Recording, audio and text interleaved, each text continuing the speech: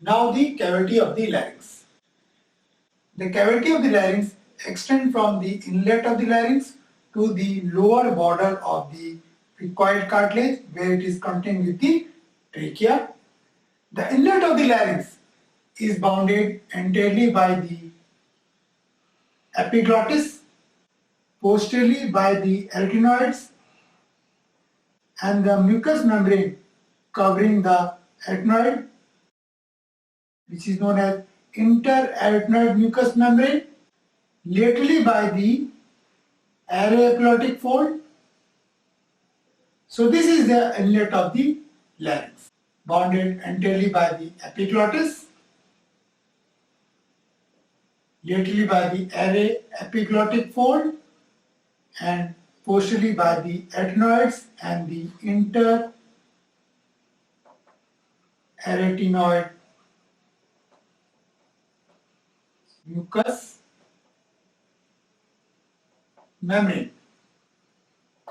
Also, this aryepiglottic fold contains the two small cornicate and the cuneiform cartilages. So this is the laryngeal inlet.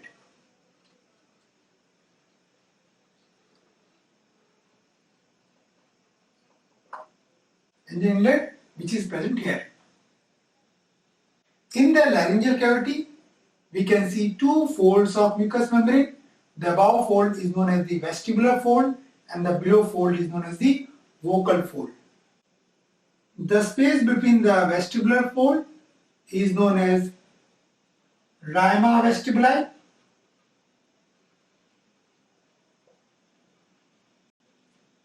and the space between the two vocal fold is known as rama glottidis. As the vocal fold extends from the inner surface of the third angle, this area, to the vocal process of the arytenoid, this vocal process. So this was the vocal ligament,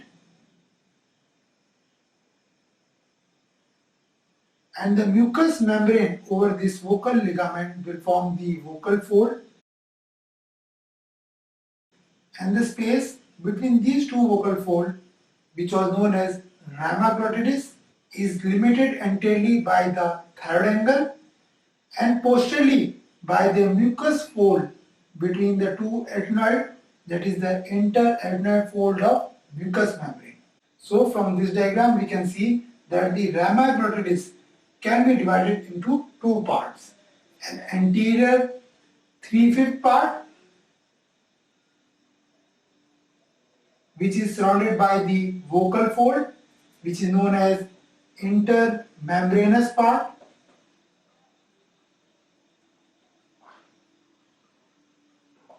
and a posterior 2/5 part, which is surrounded by the arytenoid cartilage. Therefore, it is known as intercartilaginous part. Okay, this rama glottidis is the narrowest part of the larynx and is approximately 23 millimeter in males and 17 millimeter in females. Therefore, it is longer in the males. Due to the presence of these two folds, that is the vestibular fold and the vocal fold, the laryngeal cavity can be divided into three parts.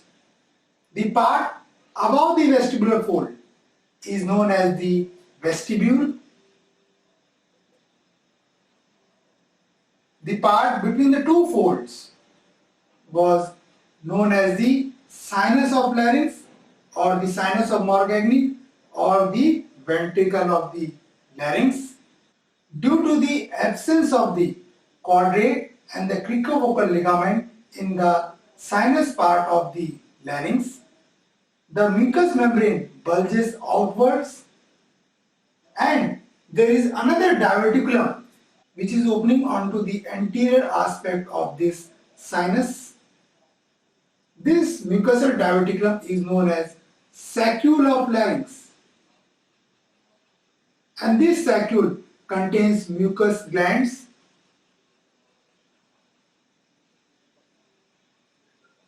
which will lubricate the rhamnoglottis, this area. Therefore, due to this lubrication function, this saccule of larynx is also known as oil can of larynx. The part below the vocal fold, this area, is known as infraglottic part,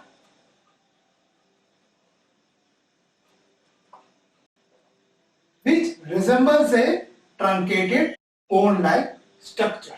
So this completes the cavity of the larynx. Now the mucous membrane of the larynx. The anterior surface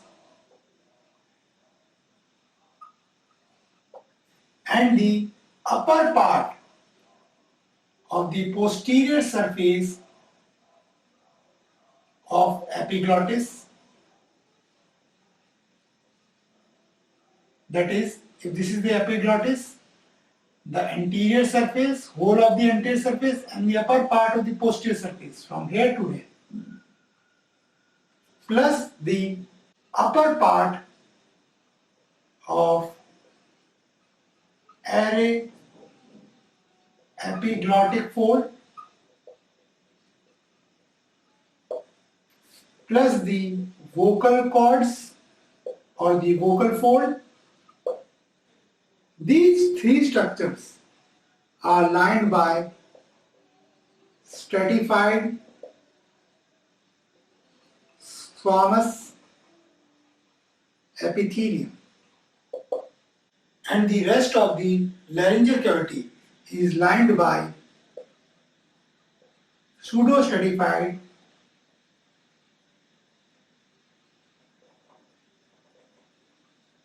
ciliated columnar epithelium. Okay. Also, the mucosal glands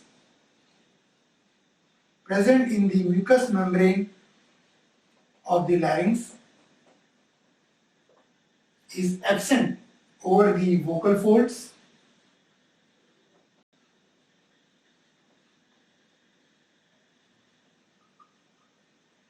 Due to the absence of the mucosal glands over the vocal folds, in cases of laryngeal edema, the whole of the larynx can get edematous except the vocal folds, because in this area the mucosal glands are absent. So we can say that in cases of laryngeal edema, the vocal folds are spared. So this completes the mucous membrane of the larynx.